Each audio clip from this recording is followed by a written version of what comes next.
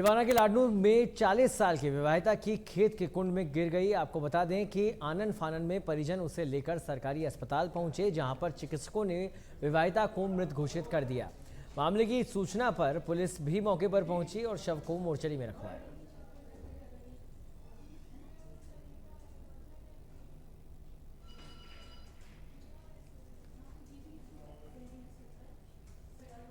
टोंक के अलीगढ़ में एक अतिक्रमण कर करोड़ों की जमीन पर दुकानें बनाई गई, जिस पर राजस्व विभाग ने कार्रवाई करते हुए बुलडोजर चलाया।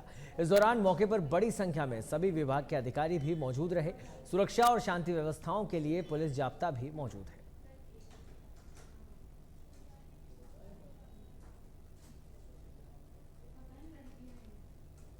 गैरमुमकिन पाल पर किया गया अतिक्रमण था।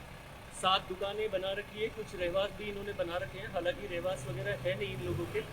तो हमने 91 की इनके खिलाफ रिपोर्ट दर्ज करी थी धारा 91 भू राजस्व अधिनियम 1956 के अंतर्गत, और तहसीलदार ने इनको नोटिस दिया था, सुनवाई का अवसर दिया था। ये उपस्थित नहीं हुए, इसको डिस्पोजल कर दिया हम लोगों ने।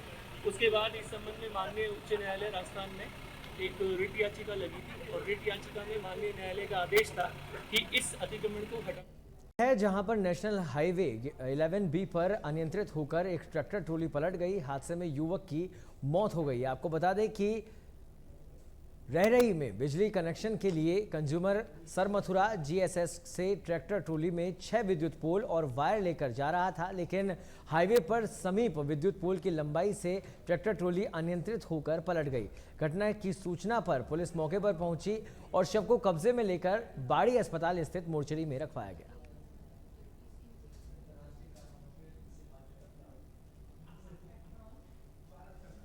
झुंझुनू नगर परिषद के द्वारा शहर में 1 लाख पौधे लगाने के लक्ष्य को लगातार पूरा किया जा रहा है। इसी क्रम में आयुक्त अनीता खीचड़ के नेतृत्व में प्रतापनगर स्कीम के पार्क एरिया में एक साथ परिषद के अधिकारियों और कर्मचारियों ने 500 पौधे लगाए।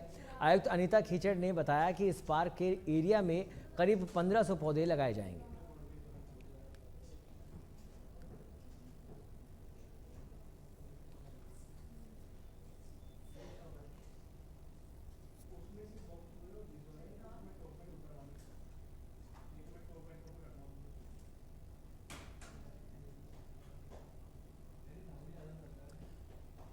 तो नगर परिषद ने पौधारोपण अभियान झुंझुनू में चलाया हुआ है, जिसकी तस्वीरें आप देख रहे हैं। और पौधारोपण के इस कार्यक्रम में तमाम कर्मचारियों ने, आम जनता ने हिस्सा लिया। आयुक्त अनीता खीचड़ की अगुवाई में इस कार्यक्रम का आयोजन किया गया।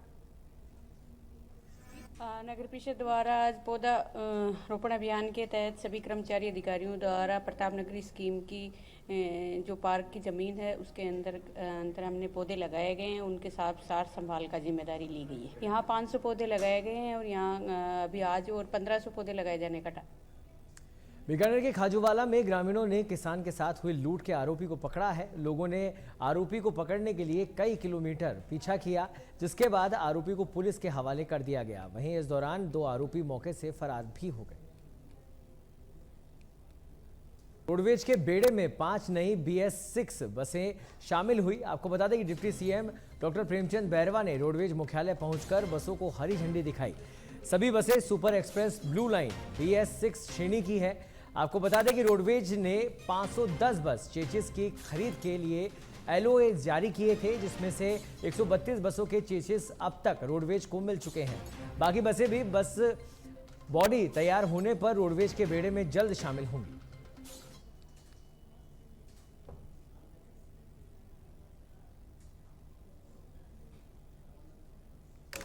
लाल जी का बहुत आभार व्यक्त करना चाहूँगा कि जब से इस राजस्थान में डबल इंजन की सरकार का दायित्व उन्होंने संभाला, उसके बाद में रोडवेज डिपार्टमेंट को वैसे तो आम पूरे राजस्थान में हर क्षेत्र हर वर्ग को ध्यान में रखते हुए किया, लेकिन रोडवेज डिपार्टमेंट में जितना अचीवमेंट उन्होंने अभी करके दिखाया कि हमारे 500 नई बसें हमारे को मिल रही है, जिसमें शायद 1 महीने में पूरी आ जाएगी हमारे पास, और आम जन को सुविधा मिलेगी।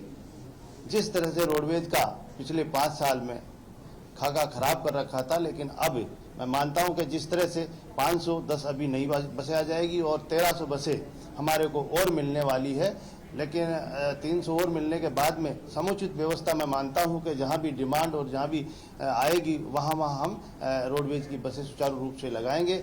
और उसके बाद में हमारे को भर्ती के लिए भी हमारे कर्मचारी अधिकारियों की भर्ती भी मिल रही है। निश्चित रूप से हमारे इस रोडवेज डिपार्टमेंट में एक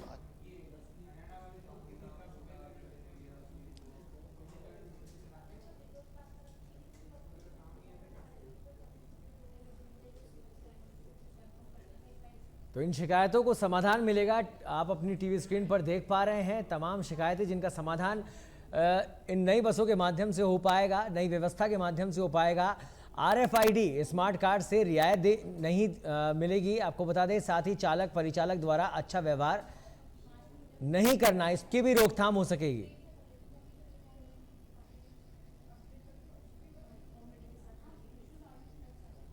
तो समाधान पोर्टल जिसका लोकार्पण किया गया, उस पोर्टल पर जो शिकायतें दी जाएगी उनका समाधान इस पोर्टल के माध्यम से होगा। और कौन कौन सी शिकायतें की जा सकती हैं, उन तमाम शिकायतों की जो पूरी डिटेल है इस समय आपकी टीवी स्क्रीन पर है। बस को बाईपास से ले जाना, इसको लेकर कोई समस्या होगी तो शिकायत की जा सकती है। बस एवं बस स्टैंड पर उचित साफ सफाई ना होना, इसकी शिकायत की जा सकती है। बुकिंग क्लर्क द्वारा यात्री को सही सूचना उपलब्ध नहीं कराना, यह भी एक समस्या है जिसका समाधान यहां होगा। RFID स्मार्ट कार्ड से रियायत नहीं देने की जो समस्या है उसका भी समाधान होगा। चालक परिचालक द्वारा अच्छा व्यवहार नहीं अगर किया जाता तो उसकी भी शिकायत पोर्टल पर की जा सकती है। आज राजस्थान रोडवेज को 5 नई BS6 बसें मिल गई है। ये बसें अत्याधुनिक सुरक्षा और सुविधा तकनीकों से लैस है। सच बेधड़क संवाददाता सुनील यादव की खास रिपोर्ट में देखिए इन बसों की खासियत। राजस्थान रोडवेज बेड़े में लगातार बसों की कमी की खबरों के बीच आज एक राहत की खबर मिली है।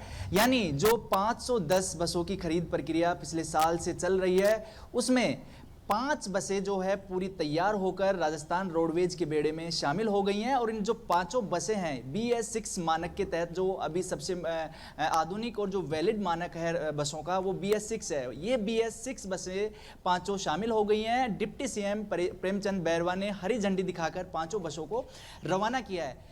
खास बात यह है कि इस बसों में तमाम तरह की जो सुविधाएं हैं और ख़ास तौर पर जो महिला सुरक्षा की जो बात होती है उसको लेकर भी कुछ खास चीज़ें, इसमें टूल्स हैं वो लगाए गए हैं। इसके अलावा जो अन्य चीज़ें हैं, इमरजेंसी गेट की बात हो, सीट की बात हो, चार्जिंग पॉइंट्स की बात हो, तमाम तरह की सुविधाएं हैं वो इन बसों में हैं।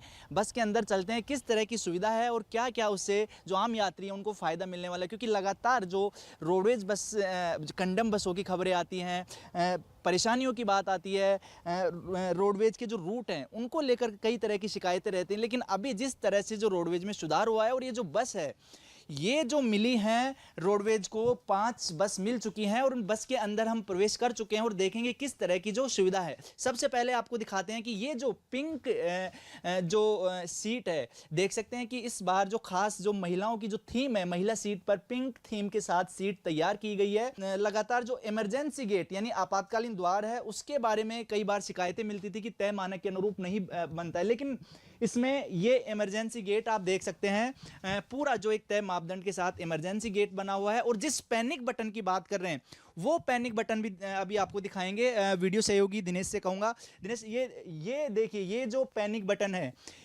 इसको प्रेस करते ही जो ये रोडवेज मुख्यालय से तमाम जो पुलिस और जो कंट्रोल रूम है उससे ये कनेक्ट है। ये जो पैनिक बटन है, इससे जब कभी कोई इमरजेंसी होती है और ख़ास तौर पर महिला को कोई शिकायत करनी है, महिला सुरक्षा में अगर किसी तरह की उसको डाउट होता है तो ये पैनिक बटन दबाया जा सकता है। इसके अलावा हर एक सीट पर ये जो चार्जिंग पॉइंट्स हैं, क्योंकि अभी जब स्मार्टफोन सबके पास होते हैं और मोबाइल का ज़माना है, तो सरकारी बसों में सबसे बड़ी जो कमी थी अब तक वो चार्जिंग पॉइंट की थी। अब हर सीट पर दिनेश दिखाएगा, ये हर सीट के साथ में चार्जिंग पॉइंट्स लगा हुआ है। इसके अलावा जो है एक जो इमरजेंसी गेट है वो पीछे लगाया गया है, यानी 2 इमरजेंसी गेट अभी होना जरूरी है। लगातार जो हादसे हो रहे हैं उसके बाद ये भी खबरें सामने आती हैं कि बाहर निकलने के लिए जगह नहीं थी, इमरजेंसी गेट नहीं था बस में। तो इसको देखते हुए क्योंकि ये एक मापदंड है उसके तहत पूरा तैयार किया गया है, तो कहा जा सकता है कि ये बस है, ये पूरा जो सुरक्षा के लिहाज से, यात्रियों की सुरक्षा के लिहाज से और एक पूरा परिवहन विभाग के जो मापदंड है उसके अनुरूप बस बन गई है। उम्मीद ये है कि 5 बस बेहद कम है, क्योंकि रोडवेज बेड़े में बसों की बहुत ज़्यादा कमी है। तो अब सरकार से और विभाग से उम्मीद भी है और एक सवाल भी है कि जल्दी से जल्दी सभी बसों को शामिल किया जाए रोडवेज में, ताकि जो यात्री लगातार परेशान हो रहे हैं उनको फ़ायदा मिल सके, और दूसरी तरफ जो राजस्व का लगातार घाटा इसको मिल रहा है रोडवेज को, उससे भी रोडवेज उभरे। वीडियो जर्नलिस्ट दिनेश मेहरा के साथ सुनील यादव, सच बेदरक, जयपुर। खबर सीकर के रींगस से है, जहां पर NH52 की रघु पैलेस होटल से पशु चिकित्सालय तक बनी 850 मीटर सीसी रोड में भ्रष्टाचार की झलक देखने को मिल रही है। सीमेंटेड सड़क 18 महीनों में ही जगह जगह से धंस गई है, जिसमें हाईवे से कस्बे में आने वाले वाहनों को हर समय दुर्घटना घटित होने का अंदेशा बना रहता है। मामले में स्थानीय लोगों ने बदहाल स्थिति को देखकर सार्वजनिक निर्माण विभाग के अधिकारियों पर भ्रष्टाचार के आरोप लगाए। इस संबंध में सार्वजनिक निर्माण विभाग की सहायक अभियंता से जानकारी लेने के लिए संपर्क किया गया, तो उन्होंने फोन रिसीव नहीं किया। झुंझुनू एसपी राजश्री राजवर्मा ने राजकीय बाल संप्रेषण गृह का औचक निरीक्षण किया। इस दौरान सुरक्षा व्यवस्था के अलावा एसपी ने बच्चों से बातचीत की। आपको बता दें कि झुंझुनू के गृह में रोहित गोदारा गैंग के संपर्क में आए 2 विधि के विरुद्ध संघर्षरत 2 बालक भी हैं, जिनसे भी एसपी ने बातचीत की और उन्हें अपराधियों के संपर्क में ना रहकर पढ़ाई करने और आगे बढ़ने की नसीहत दी। आज बाल संप्रेषण गृह का आकस्मिक निरीक्षण किया है। यहाँ पर जो 2 वर्ग के जो बच्चे हैं, एक जो चिल्ड्रन इन कॉन्फ्लिक्ट लॉ होते हैं, जो किसी अपराध में यहाँ पर हैं, उनके साथ भी बातचीत की, पूछताछ भी की, किस प्रकरण में आए हैं और कौन कौन उनके सहयोगी है, इस विषय में पूछताछ की। और बाकी जो एक दूसरा वर्ग होता है, children in need of care and protection, यहाँ पर एक बच्चा था, उसके साथ भी इंटरेक्शन। बाकी शिशु गृह में भी बच्चों के साथ इंटरेक्शन और जनरल व्यवस्था देखी। व्यवस्था सब बिल्कुल सही पाई गई। बाकी अधीक्षक साहब से बात हो गई। खबर डीडवाना से है, जहां पर केंद्र सरकार की अमृत योजना के तहत ऐतिहासिक और धार्मिक रूप से मशहूर शृंग ऋषि की तपोस्थली रही सिंघी सरोवर का जीर्णोद्धार हो रहा है। करोड़ों रुपए की लागत से हो रहे इस कार्य में सिंधी सरोवर को पर्यटक स्थल के रूप में विकसित किया जाएगा। इस मामले में लोगों ने केंद्र सरकार और प्रशासन का आभार भी जताया है। अमृत योजना के तहत जो जल क्षेत्र हैं उनका पुनरुद्धार का कार्य किया जा रहा है, और इसी में जो सिंघी सरोवर है उसका भी रिनोवेशन, पूरा इसके अंदर रेस्टोरेशन का काम चल रहा है। और उसी अनुरूप उसमें पार्क का डेवलपमेंट के साथ साथ में हमें चाह रहे हैं उसमें जो ग्रीनरी डेवलपमेंट करनी है वो इस बरसात के मौसम में हम लोग कर रहे हैं। उसमें एक अच्छा पार्क भी बनाएंगे। अमृत योजना के केंद्र सरकार और राज्य सरकार की योजना में डीडवाना में 2 तालाबों को लिया गया, जिसमें सिंघी सरोवर और कतोलिया तालाब। सिंघी सरोवर 4.45 करोड़ और कतोलिया तालाब है वो 1.45 करोड़, दोनों का अलग अलग लिया गया, जिसमें आम लोगों की सुविधा के लिए इसमें एक तो ट्रैक का निर्माण होगा और ट्रैक के साथ साथ उसमें स्टील रेलिंग का होगा। सिंघी सरोवर हमारे डीडवाना की दृष्टि से एक अत्यंत प्राचीन पवित्र स्थान है। यहाँ पर कई प्रकार के धार्मिक सांस्कृतिक कार्यक्रम भी होते हैं। ये सवारियों का भी यहाँ पर आना होता है। पहले यहाँ पर माता जी का मेला भी लगता था, जो पहले कापड़ोद लगता था, उसके बाद में ऐसे ही पर आ जाता था।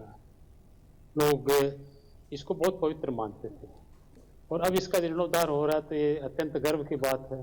देखिए, हमारे डीडवाना का जो सिंघी सरोवर है प्राचीन काल से बहुत इसका लंबा इतिहास रहा है, और अमृत योजना के तहत हमारे डीडवाना में 6 करोड़ रुपए की स्वीकृति से इस पर्यटन स्थल को विकसित करने के लिए और सिंघी सरोवर का जीर्णोद्धार करने के लिए 6 करोड़ रुपए की योजना से अमृत योजना में। जैसलमेर के रामदेवरा में बाबा रामदेव समाधि स्थल मुख्य मार्ग पर भिक्षावृत्ति करने वालों का आतंक देखने को मिल रहा है। आपको बता दें कि भिक्षावृत्ति करने वाली महिलाओं और दुकानदारों के बीच आपसी झड़प से दुकानदारों ने बाजार बंद किया है। लोगों का कहना है कि मुख्य सड़क मार्ग पर दिन भर भिक्षावृत्ति कर लोगों को परेशान किया जाता है, जिसको लेकर लोगों ने पहले भी महिलाओं को पाबंद करने की मांग की थी, लेकिन कार्रवाई नहीं होने पर लोगों ने विरोध में बाजार बंद किया है।